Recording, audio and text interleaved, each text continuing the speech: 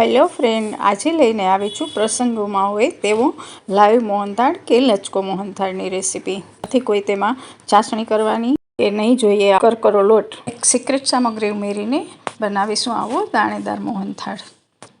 તો સૌથી પહેલાં પ્રસંગો જેવો દાણેદાર મોહનથાળ બનાવવા જોઈએ કરકરો ચણાનો લોટ. દરેક વખતે તો ઘરમાં આપણી પાસે કરકરો ચણાનો લોટ તો હોતો નથી.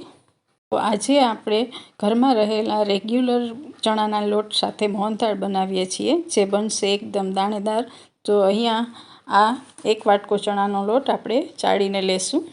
લોટને દાણેદાર તૈયાર કરવા 2 ટેબલસ્પૂન હળવું ગરમ દૂધ લીધું છે, તે ઉમેરીશું અને તેની સાથે 2 ટેબલસ્પૂન પીગાળેલું ઓગળેલું ઘી લીધું છે, તે ઉમેરી દઈશું. ઘી અને દૂધને ચણાના લોટ સાથે બરાબર એકદમ મિક્સ કરી લેશું. બરાબર મિક્સ થઈ જાય એટલે આ રીતે આપણે તેને હળવા હાથે દબાવીએ લોટને, અને ટાઈમ હોય તો 30 મિનિટ નહીંતર 10 મિનિટનો રેસ્ટ આપી દઈશું, ઢાંકીને રાખી દઈશું.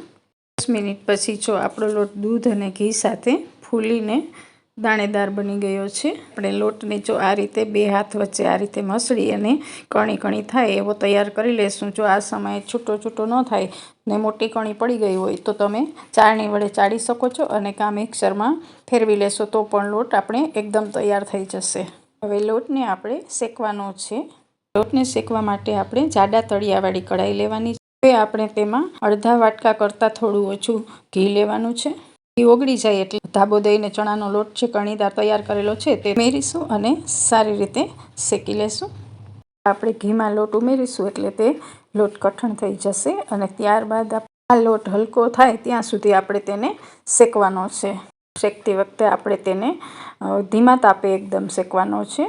હેલો ફ્રેન્ડ, જો તમે મારી ચેનલ પર પહેલીવાર આવ્યા હોય તો ચેનલને સબસ્ક્રાઈબ કરી લેજો, જેથી તમને નવા વિડીયોની નોટિફિકેશન સૌથી પહેલાં મળી જાય. લોટ શેકતા હવે મને 7 થી 8 મિનિટ જેવો સમય થયો છે, અને લોટનો થોડો કલર પણ બદલાયો છે. હજી આપણે તેને 2 થી 3 મિનિટ જેવો શેકી લેશું. જેમ લોટ શેકાવા આવશે તેમ લોટ આ રીતે ઢીલો થઈ જશે અને ઘી છૂટું પડતું હોય તેવું દેખાશે. હવે આપણો લોટ શેકાઈ ગયો છે, અને આપણે લોટને સાઈડમાં ઉતારી લઈશું.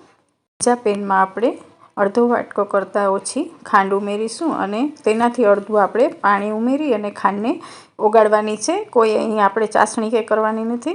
તેમાં આપણે થોડું કેસર ઉમેરીશું અને થોડો ફૂડ કલર ઓરેન્જ આવે છે તે ઉમેરીશું. જો તમારે આ ન ઉમેરવું હોય તો તમે સ્કીપ પણ કરી શકો છો.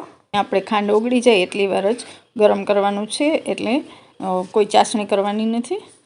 હવે આપણે શેકેલો લોટ છે તેને ફરી ગેસ પર રાખીશું અને ગેસની ફ્લેમ ધીમી રાખીશું, અને તેમાં આપણે ખાંડનું મિશ્રણ જે તૈયાર કરેલું છે તે ઉમેરી દઈશું અને બરાબર મિક્સ કરી લેશું. અહીં ડાયરેક્ટ ખાંડ ન નાખી શકીએ મોહનથાળમાં, નહીંતર તેની કણી પડી જાય, એટલે આપણે ઓગાળીને નાખવાની છે. આપણું મોહનથાળ એકદમ દાણેદાર તૈયાર થાય તેના માટે આપણે તેમાં 1 ચમચી જેટલું દૂધ ઉમેરીશું અને ફરી હલાવી લઈશું. ફરી એ ઉફાણો આવશે એટલે ઉફાણો નીચે બેસી જાય ત્યારે ફરી પાછું આપણે 1 ચમચી દૂધ ઉમેરીશું અને ફરી આ રીતે મિક્સ કરી લઈશું. હવે ધીમે ધીમે ચલાવતા આપણે આ રીતે આપણું મિશ્રણ ઘટ્ટ થવા લાગશે અને ઉપર ઘી છૂટું પડતું હોય તેવું દેખાશે. હવે આપણો મોહનથાળ કણીદાર તૈયાર થઈ ગયો છે, અને ગેસ આપણે બંધ કરી દઈશું. ચમચી ઇલાયચી પાવડર ઉમેરીશું અને થોડા બદામ અને પિસ્તા ઉમેરીશું. સારી રીતે મિક્સ કરી લઈશું. જોતાં જ મોઢામાં પાણી આવી જાય એવો કણીદાર મોહનથાળ બન્યો છે, તો તમે એકવાર જરૂરથી ટ્રાય કરશો. રેસીપી તમને પસંદ આવી હોય તો એક લાઇક અને કમેન્ટ જરૂરથી કરી દેજો, અને તમારા ફ્રેન્ડ સાથે શેર પણ કરી દેજો. ફરી મળીશું નવા વિડીયો સાથે. ત્યાં સુધી થેન્ક યુ.